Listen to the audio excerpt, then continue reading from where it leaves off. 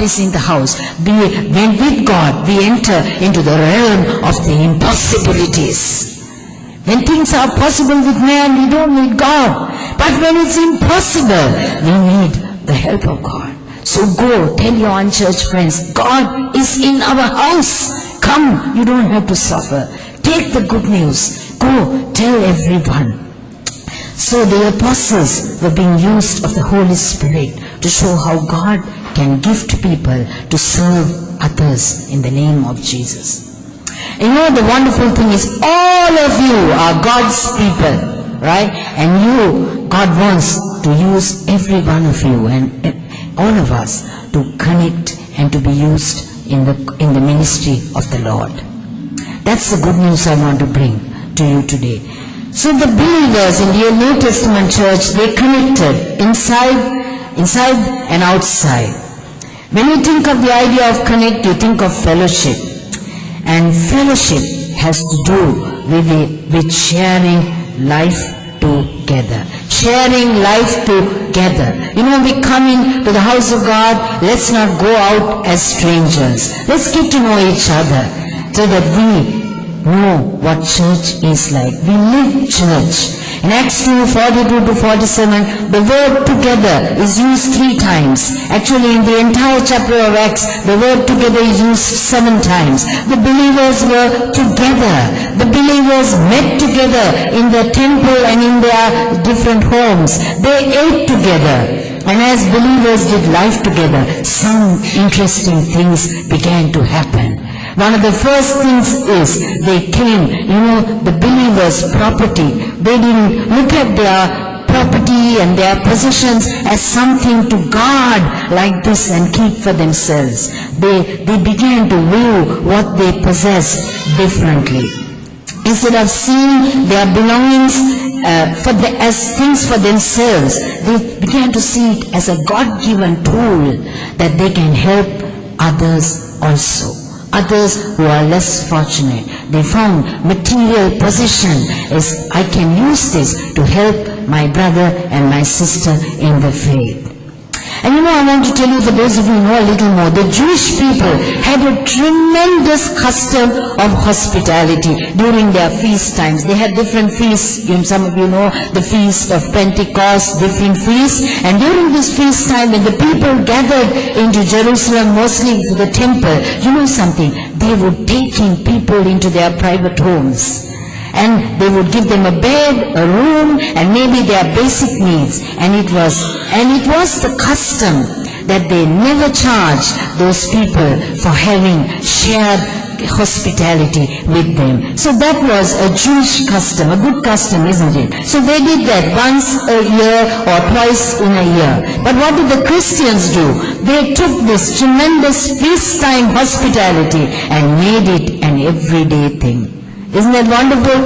We Christians can make that an everyday thing. Hospitality. Share what we have, right? Share what we have. So when they had a need, when the church had a need, they did not wait for the church to start a program, take an offering, form a committee and all these things. On the contrary, those first believers, they just helped. They helped. When they saw the need, they helped. Why? Because they were connected and they were committed. To weep with those who weep and to rejoice with those who rejoice. The church had no spirit of jealousy and envy. There was a sharing of life together. If your daughter is successful, it's just as well as mine. If you have a need and you are ill, then my tears will join with yours. That is church. Let's have a change mindset. Let's have a change of heart and a change mindset when it comes to church. Is that good? Are you with me? Do you like the first church? And look at the attitude in their hearts. It says they shared their food and help with others with glad and sincere hearts, not murmuring and grumbling, but happily. Every meal they celebrated. After church fellowship time, they stayed back to celebrate. There was exuberance, there was joy, because that is the house of the Lord, the place where God's honor dwells. Aren't we happy? This is church. This is the heart of our Lord Jesus Christ. He blesses the church, and those who bless the church will be blessed themselves. You know, have a revelation of the church of our Lord Jesus Christ. Wonderful, wonderful. So the church was set on go, G-O, from the beginning. In order to connect, to serve, and to grow, there has to be a culture of going in the church, a going forth, going out. If we are to grow numerically, we have to go to those God sends us to. Just think, 2-3 weeks ago I told you, some face is coming up before you. Think of that person. There God is showing you a face, and go to that person.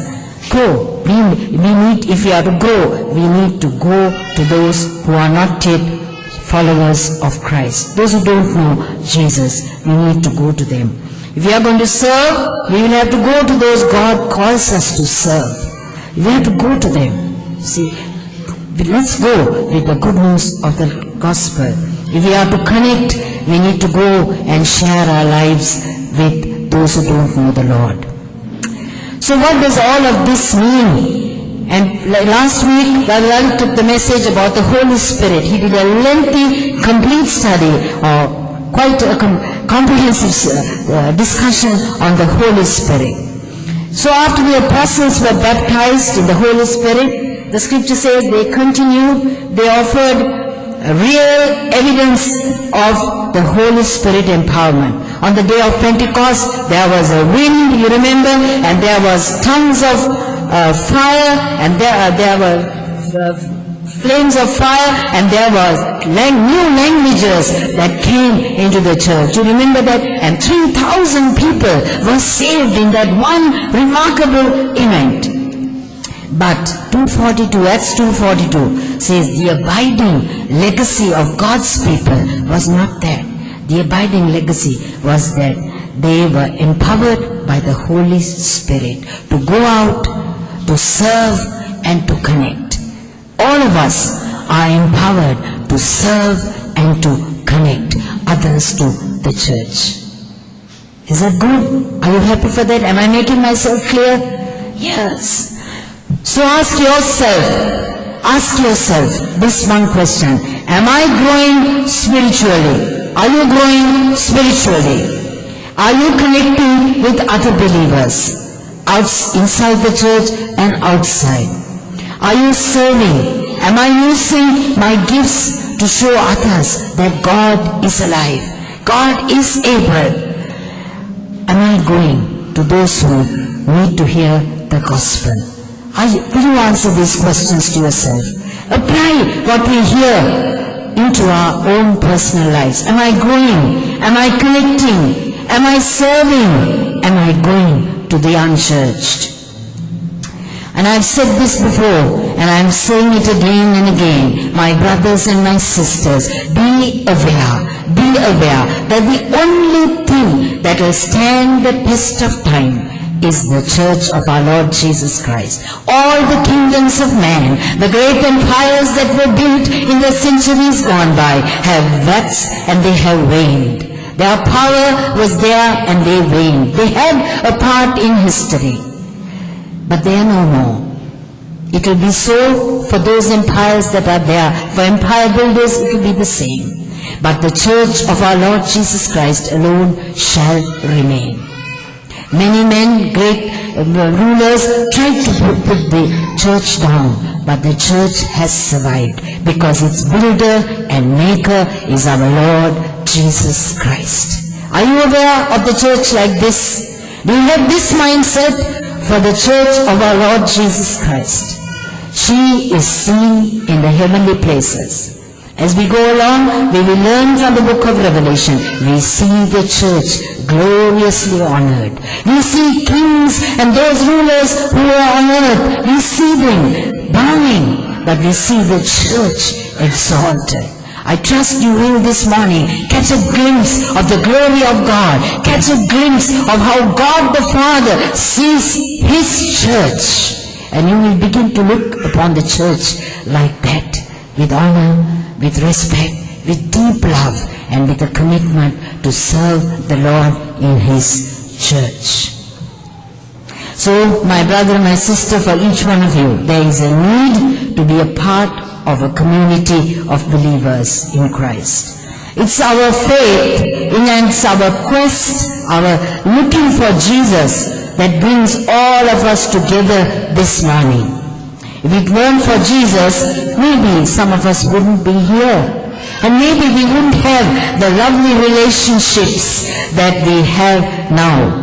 Someone asked me the other day, I was talking to Amali, I forget who, somebody asked me, is that your niece? You know, she looks so much like me. Every one of us, God has baptized together that we love one another, isn't it? When we are not here, why are we? Why were you not there? Why aren't you there? See, not because we are detectives or CID or something like that, but simply because we missed you. That is church, and those are relationships. Wonderful God-birthed relationships. Isn't it good? So do you get a sense of how the early church was functioning? Am I making myself clear? You know, I know our world now, 21 centuries later, is different from the first church in Acts chapter 2. But we can learn from the way they did church. They were thrilled that you were their brother and their sister, and they rejoiced. They rejoiced because you became their brother or their sister. And I believe the modern churches like ours are supposed to move in a direction which seeks to emulate and set the attitudes of the early church. And the Bible's teaching, I must confess, is not easy to grasp about the church. The church, it said, is a mystery. It's a mystery. It's something that our human wisdom cannot grasp. We need the help of the Holy Spirit to understand the importance of church and what church plays in each of our lives. What important part church plays in each of our lives. We need to understand through the Holy Spirit. But I must also caution you as a faithful minister of the gospel that very often we have false pictures of the church. Let's check out on some of those false pictures that are not true of the church. Firstly, some people begin to think that church is like a gas station. You know, when you are low on gas, you go there and you fill up. And that church is something like that. When you are low spiritually, you go and when you're running low, you go there and you want to fill up. Get a good sermon, have some good worship, and that keeps you going for the week. No more time. We say no time for a midweek cell. No time for relationships. No time. Once a week is enough. Secondly, sometimes we think of church like a movie theater.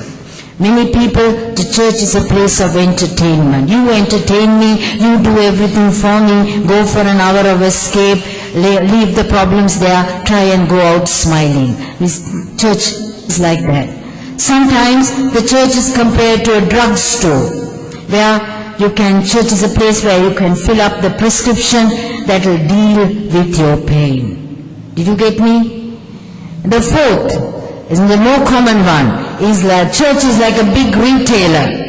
This is where people see the church as the place that offers the best products for the whole family at your price.